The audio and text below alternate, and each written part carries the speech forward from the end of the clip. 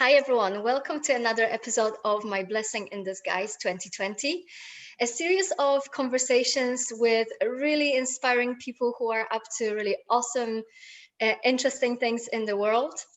As it says on a tin, we reflect around everything that's happened this year in their lives and businesses, how they grew, how they changed, what's changed in their lives and businesses, what they gained from this year, and what they're taken forward to 2021. And my guests are sharing their insights and some pieces of wisdom that you can take away as well from watching these interviews. So today I have a really special guest, Daniel Allen. Daniel is a coach, a police officer, based in Connecticut in the States. Uh, you are father of four. You're also an wow. You must have started really early. You're still very young for four children, Yes, I want to very, say. very much so. And Daniel is also an athlete competing in jiu-jitsu. So, Daniel, I will hand it over to you. What else would you like us to know about you? No, I mean, there really isn't too much else. You got most of the heavy points. I would say the biggest thing is that um, I feel that my main mission in life is to love you and everyone else. There a lot of people talk about it, but there's not enough of it. And the more individuals we have embodying what divine love really is and showing it for everybody and showing others compassion and generosity and service, that'll transform everything from the bottom up. So that's really what I'm about. Mm, Apart from everything you mentioned. that is so beautiful. You know what? You already said it all. Let's go home. Let's go. That's so beautiful. That's so beautiful. I believe really that, love is the material we've made of. Like it's Mm. just, everything is made of it and everything is driven by it. And so I'm just so happy you mentioned it. Beautiful. So how's this year been for you? It's been a wild ride. It's been really good for the most part. Mm, Of course, there are some rainy days, but this year hasn't been anything for me to complain about. I know a lot of people have been in their moods and their emotions, and some have been down. Some others have been really impacted by the pandemic and the lockdowns and the lack of work and the lack of resources. But I've noticed several times over the last 10 months where me and my family, I feel like we're particularly blessed. Here in the States, they did back in the summertime, the government issued um, stimulus checks. And so everybody got like a base amount, and then depending on your income and how many children you had, it would kind of separate out and you would get more or less. And I remember when we got our check, I'm like, okay, this is great, but we don't need it like that. And of course, I think we put it toward paying off student loans, but for the most part, that's really all it was. And when I sit back and observe the whole situation, it's like, wow, there are people who literally have to decide between paying their rent, buying food, putting gas in the car, paying for daycare, so many different other expenses. And I've been fortunate enough to be blessed with the position where my job is considered essential and it's continued to give us access to the resources that we need to live. mm, So I've just been super grateful. Beyond that, I started two and a half, three businesses this year. One of them was a t-shirt business that I'm actually no longer super active with. However, I still have 100 t-shirts that I'm staring at in the closet right now that I would love to sell. um, I started my coaching practice this year, and my wife and I are getting into real estate investing. So before the year is out, we're looking to start a wholesale deal, and if we can't finish it, we'll carry it over into 2021 and just kind of take off from there. So yeah, I mean, life in the pandemic has been a blessing, really. I mean, because it's given me that contrast to Mm. say, to see where people are, to just to know how people are doing, and to stand back and look at my own situation and just say, wow, God, thank you. So. What a beautiful perspective.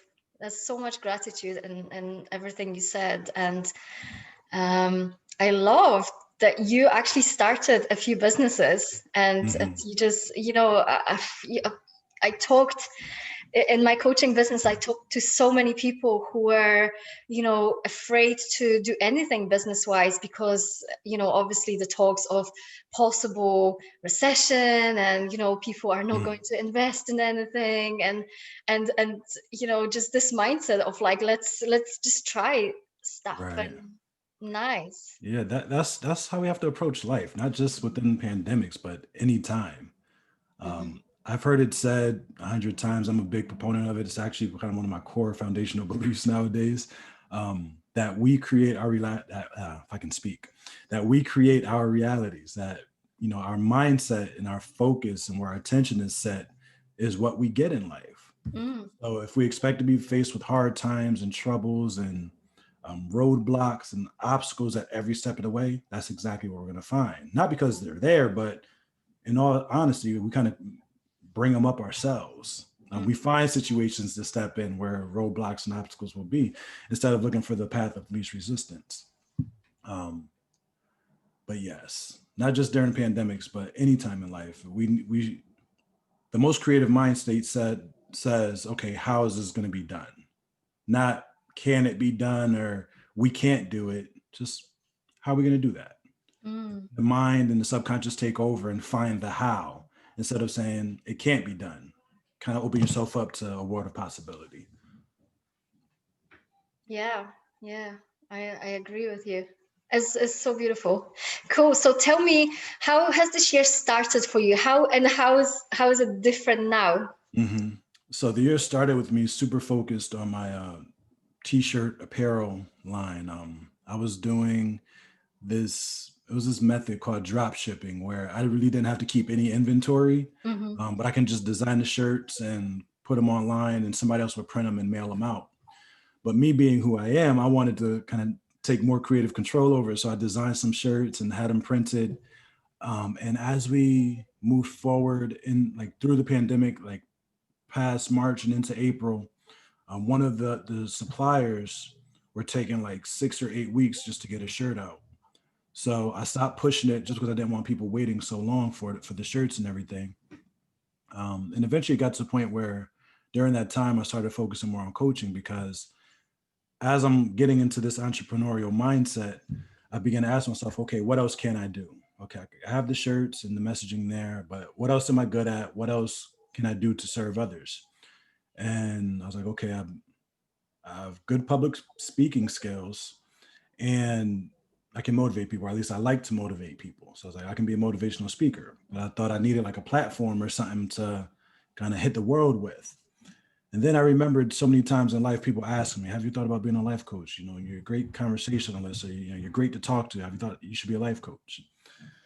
And so at the beginning of the pandemic, I started to look into coaching. I found out what it was, got connected to a couple coaches and read The Prosperous Coach.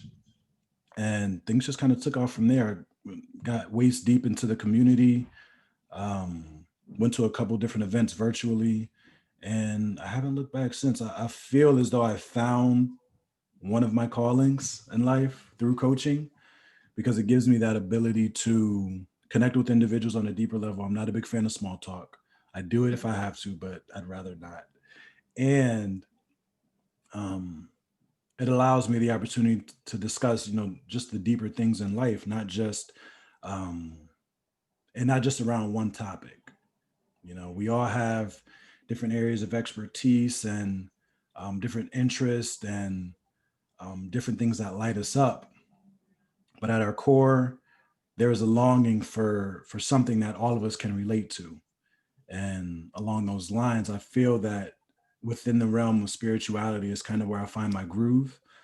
Because I recognize it's been part of my walk as well, personally, in the work that I've been doing this year. So, um, yeah, the beginning of the year was really just a lot of exploration into figuring, okay, I have this one business. What's next? And that led to the coaching, and that's been the major focus of time this year. And fast forwarding to the end of this year, like I said, my wife and I were looking to start investing in real estate, which is a whole nother adventure in itself. Mm, yeah. So what would you say at the moment is your main focus in terms of business and work? As a coaching, is it now maybe the real estate because you're thinking about it? Well, my main focus is still the coaching. Mm-hmm. And that's the conversation I've had to have with my wife. It's like, okay, yeah, while doing the real estate would possibly yield more income rather quickly, this here is my baby. Right. And I can kind of slow things down and put things on hold now and wait till April or May and still be in the same spot, as opposed to continuing to work now, and then when we get to April, I'm 4 months ahead of them, 4 months ahead of where I would have been, and heaven only knows how many clients I would have signed by then, or you know if I would have put on a program. I mean, I plan to. I have an ebook I'm writing, so there are just so many things happening within my coaching sphere that yeah, I'm really not looking to lay it down anytime soon. Mm. Back when I met the man who would be my coach, he challenged me and asked me, he's like, what are you going to do differently to be a coach in a year? Because he said a lot of people come in and a year later they're not coaches anymore. Somebody's knocking on my door. Mm. So who is it?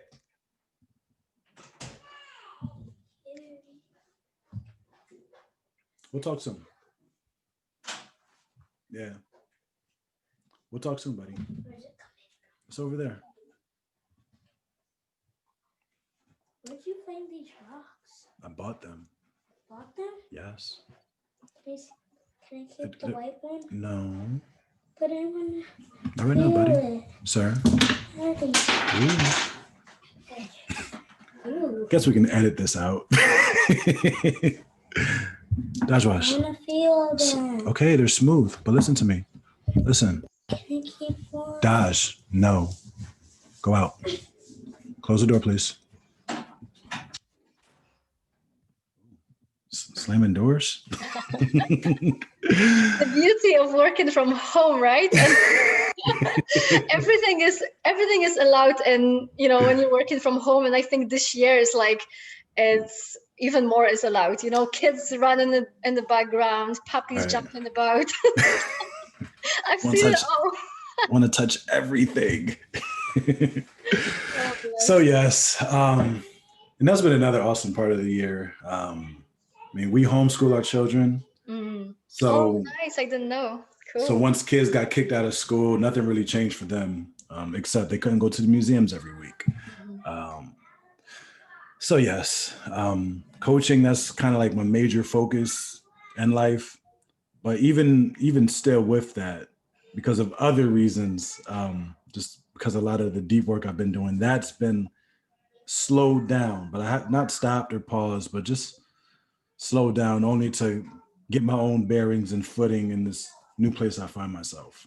Mm. Cool.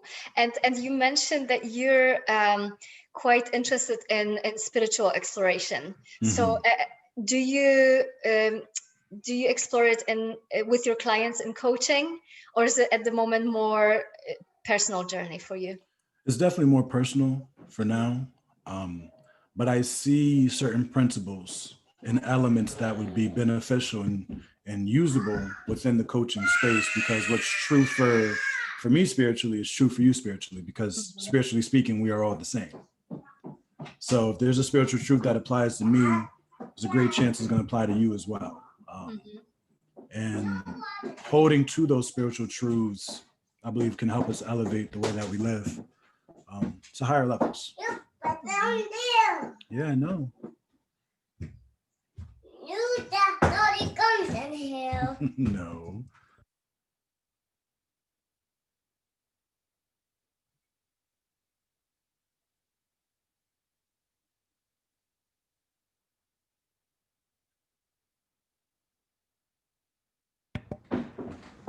seems like no matter how often I say, yeah, daddy's in the office, don't come in.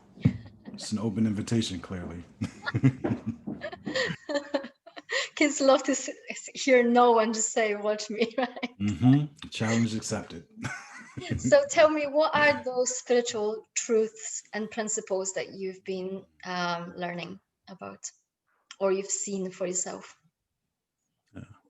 Well, it kind of goes back to what we were saying earlier, that essentially we are all creators of the realities in the world that we live in.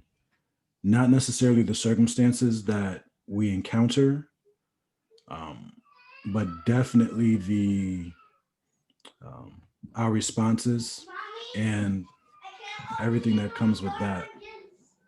So I hear a baby crying. It's throwing off my thought. um, yeah, so we're creators and we are eternal and immortal souls that at our essence, nothing can harm us. And our natural state of being is one of peace. So I've said to a couple of people recently that, stress or anything related, anxiety is usually our response to something happening. But whatever's happening is not bringing that on us. It's our thoughts about the situation. I know you're familiar with the three principles and Sid Banks and everything. And that's exactly what he says, that, it's we live within the feeling of our thinking. Yeah. And in conveying that to people, I find would be super helpful. Mm-hmm. Yes, I find this to be so powerful in my work with my clients. This is the core, actually. The three principles are at the core of how I help my clients, how I work with my clients. Because when you get this understanding, everything flows from it. Like business grows, you Right. become more creative, you deal with problems differently because you kind of don't really see them as problems anymore, right? Yeah, it's like it helps take the seriousness out of life. Mm-hmm. We're looking for ways to lighten up and to make things easy, Mm-hmm. when all we're doing is approaching things with this heavy mindset. Mm-hmm. We approach things with this serious mindset. Like, it's kind of like people in church sometimes. Some people go to church and they won't smile, and you wouldn't tell that they're happy, yet they'll still say, "No, I'm very happy. I'm very joyful." But you don't see it on their face because going to the services is a very serious thing.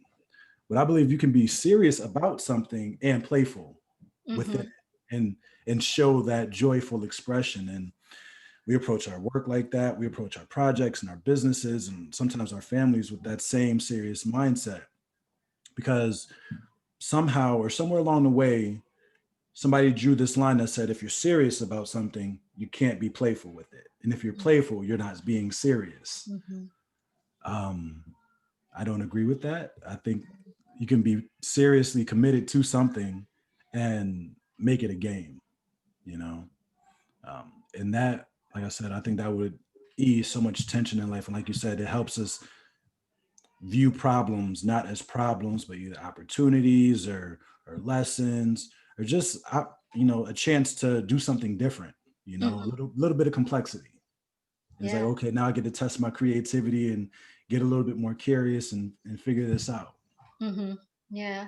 Just seeing things as projects, right? Like it's even this little distinction, problem versus project, it just makes things so much lighter and more Right. fun, and you can just be curious about it. And yeah, I, I Hmm. would I would agree with you. That's so cool. For sure. Yeah. Tell me, I'm really interested. Obviously, you are a police officer. Hmm.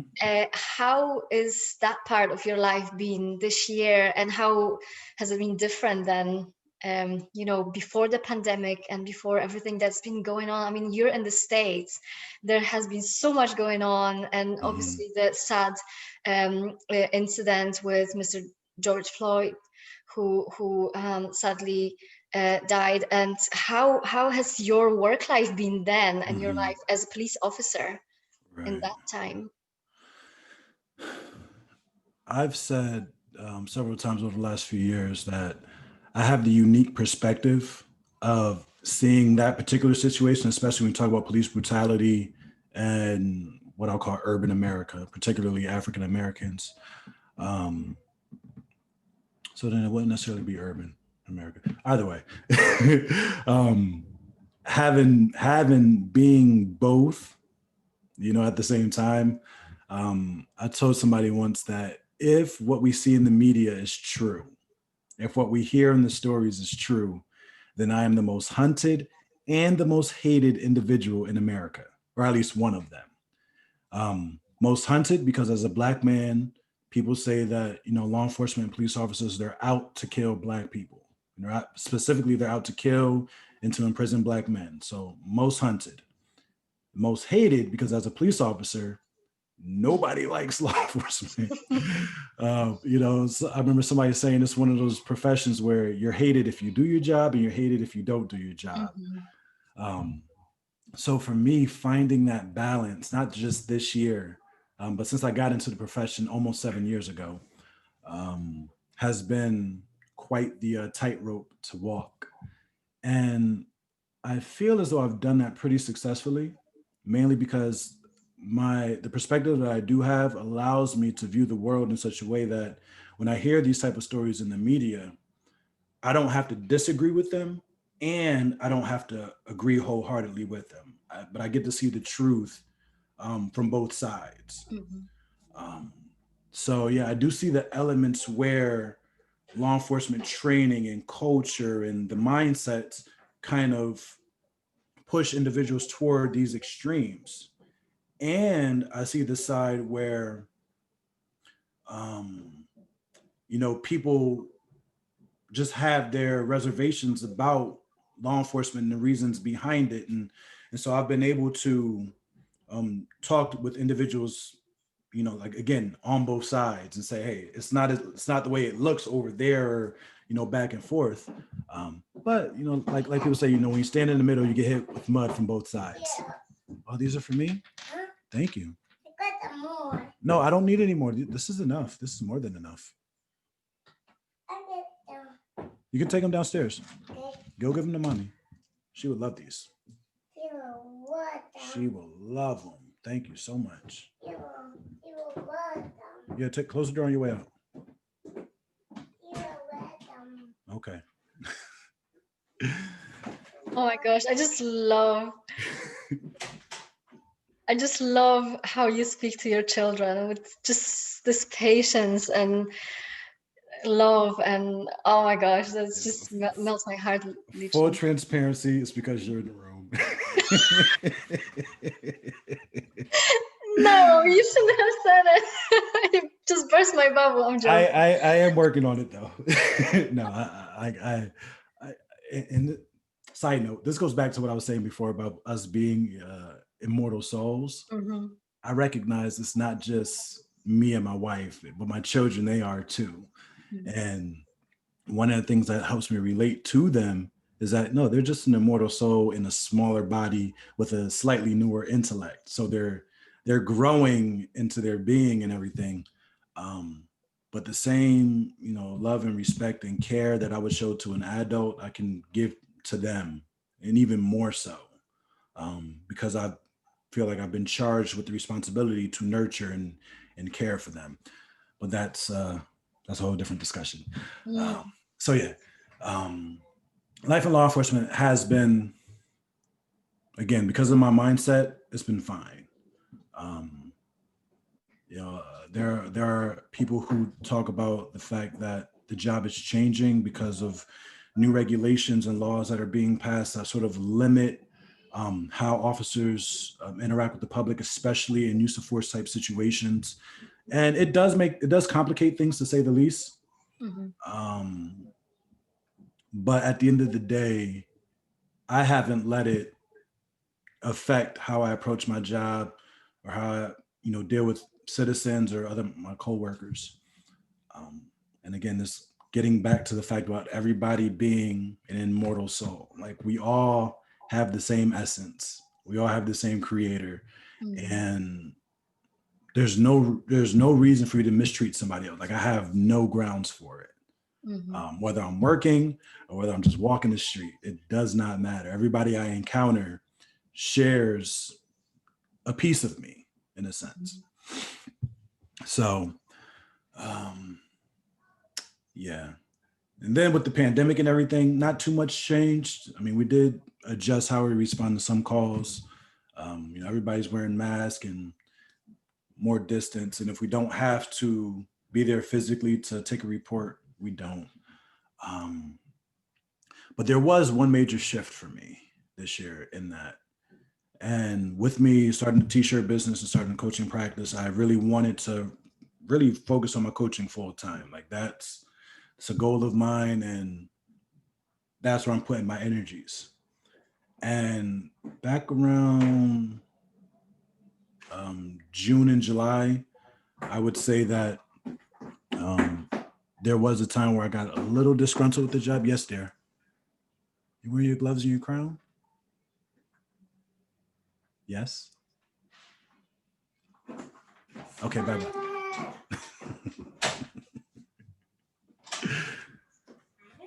Yep. It's my oldest daughter. Just walked in and stood here. So yeah, back in the summertime, I hit a point where I was particularly flustered with life and the whole work situation. It's like I really want to go here, but I'm stuck here and I can't get the traction or the energy to get here quick enough. Everybody I talk to and tell them my goal of being a full-time coach by January 1st, they say, "Oh, that's no problem. You'll do that. What's your real impossible goal?"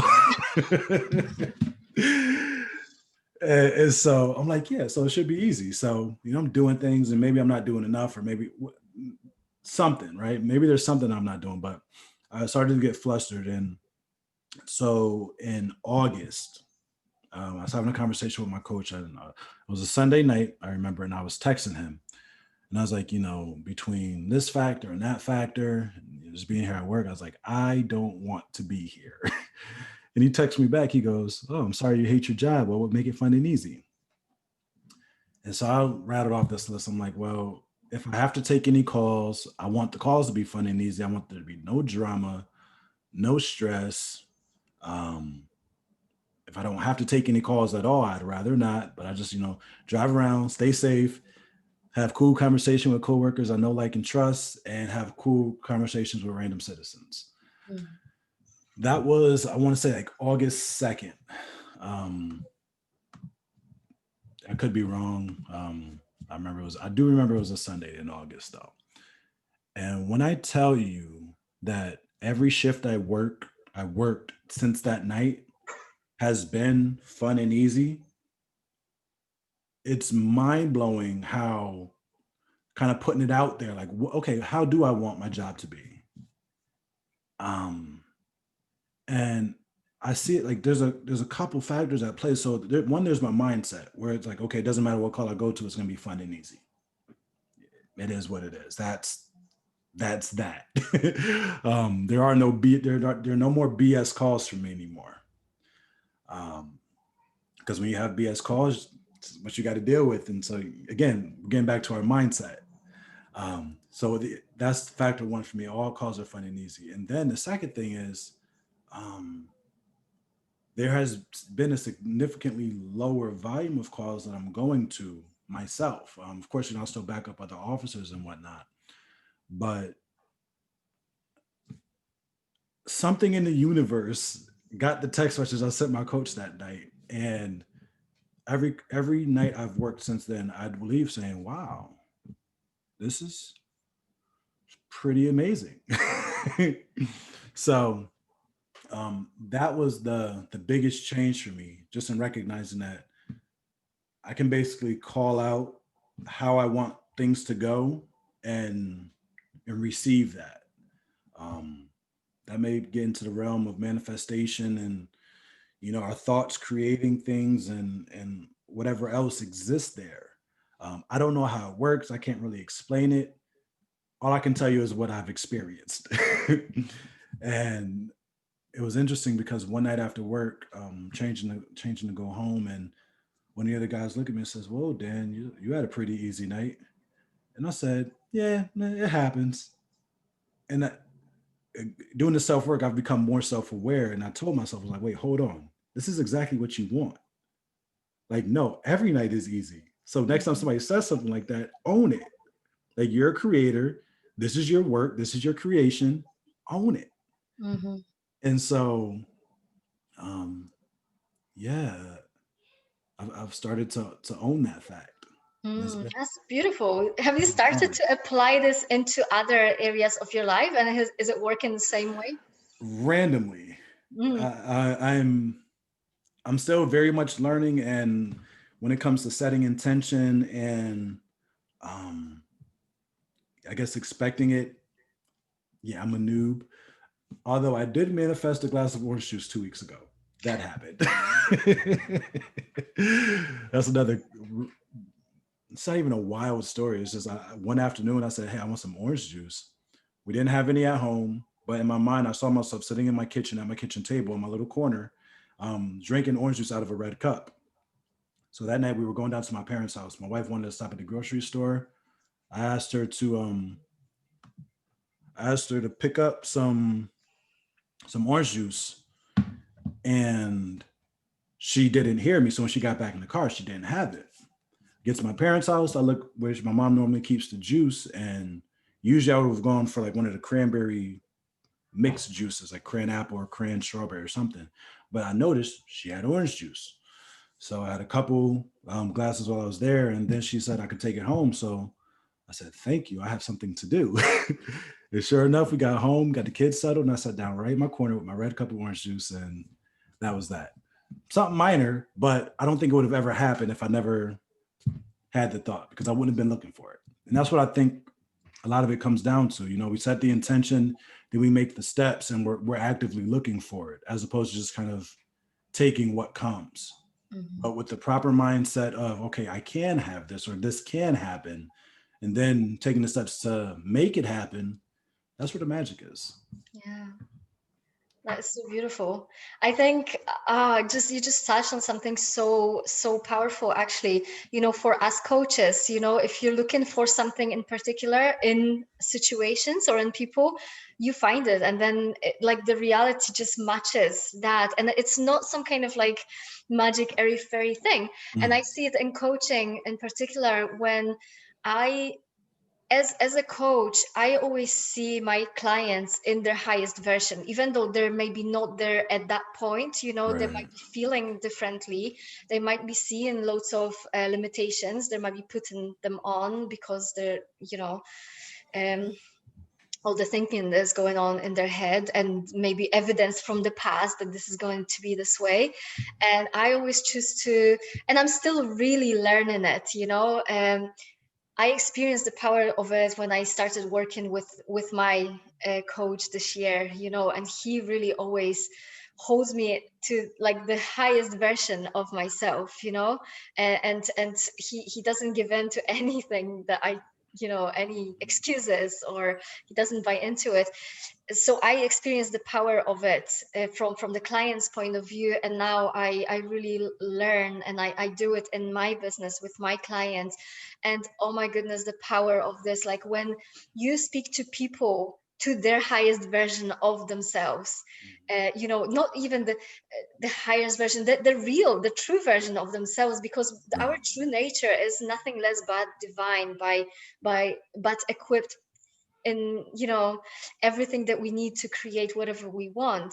When you speak to that version, people just start to rise, and match that Right. version that you see. But I love that it can be seen, and it can be done in other situations as well, like you said, like your work. And Mhm. it's so interesting. Yes. So tell me, what are the biggest things that the major things that you've learned this year about yourself, about people, about the world? um So one of the biggest takeaways that I'm leaving 2020 with is this concept, this idea. Um, again, to beat the dead horse, that anything is possible, that we are capable of anything because of the power that's kind of inherent in us that we've been given.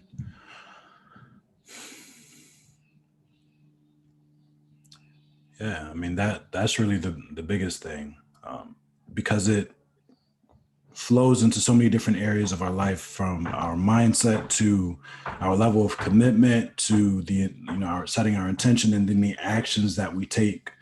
Because when we truly believe that something is possible, we take legitimate action toward it. Because when we only kind of believe in something, or when we do it just to go through the motions, or we do it to say to somebody, okay, I did it, we never really fully apply ourselves. But if the door is open that this can be done, like I tell my children often, that if you see it in your head, you can hold it in your hand.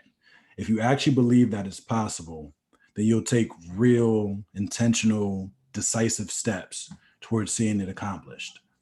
And then whether it is or not, hey, it is what it is. You take that data, rearrange it, readjust, try again. But you don't stop Mm. and you don't quit just because things get difficult. Again, if it's possible, you see it through to the end. And in this year, um, yeah, that's probably the big key. Is Mm. everything is possible, and keep going until you see it. Yeah, I love it. Love what you said about everything is data. Mhm. I see it so useful, and when people create something new, uh, when people see, when people are really get so stuck in things because of failure, because of their past failure, or fear of failure, right? Whereas if they actually start looking at things as just data collection, just let's just go Yeah, and experiment, it becomes so much more fun and yeah, so much easier. yeah. That was something I picked up hanging around Dr. Aaron Baker, Yes. hanging around her community. Yeah, I heard her say it, and that really um, it really jives well with my kind of analytical computing mind. Mm, So everything's data. There's no failure. Just okay. What then? Why didn't this work? mm. Let's let's fix that and move forward. Yeah. Yeah, such a great point. So what would you like to leave our audience with, like a piece of wisdom? Hmm.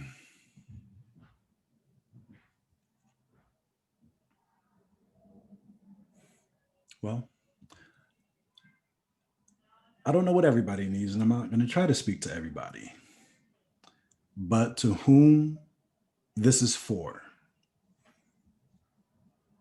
you are loved and you are cared for. Wait, I'm gonna look at the camera. I'm gonna say it to the camera. I'm gonna talk to the people out there and to you too. You are loved and you are cared for, and that there's no situation, there's no circumstance in which you are on your own. You're not alone. There is help waiting and willing and available to you. All you have to do is dig in your heels, don't give up, and ask for the help. It's right there. You don't have to quit. You don't have to give up. Things will get easier right now. Once you make up in your mind that you're going to stick it out, that you're going to see this through until the end, it's already done. Just walk in it. You will be strengthened for the journey. You already have everything you need. You've been fully equipped. You lack nothing. Just go. You're good.